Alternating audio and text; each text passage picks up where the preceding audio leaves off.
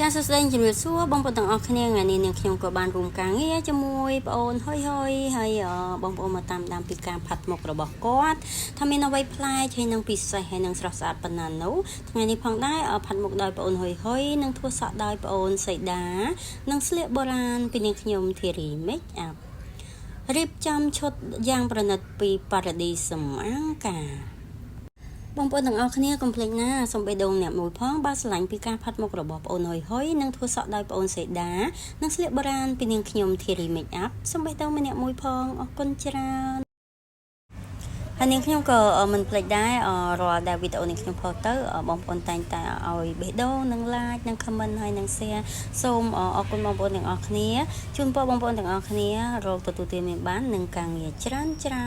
ហើយក៏សូមអធិស្ឋានផងដែរបើសិនការនិយាយស្ដីរបស់នាងខ្ញុំមានការតោះខុសត្រង់ណាអីសូមអធិស្ឋានផងចាបងប្អូនទាំងអស់គ្នា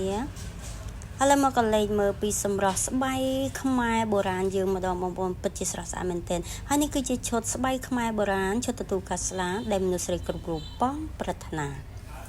ឈុតស្បៃខ្មែរបុរាណដ៏ស្រស់ស្អាតហើយក្រុងឈុតដៃតួដ៏ស្រស់ស្អាតថែមទៀតគប់សំជាមួយនឹងការផាត់មុខរបស់បងអូនហុយនិងធ្វើសក់ដោយបងអូនសីដា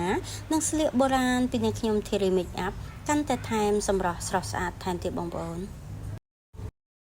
មិនទៅសាមិនបានសម្រស់ស្បៃខ្មែរបុរាណដ៏ស្រស់ស្អាតហើយ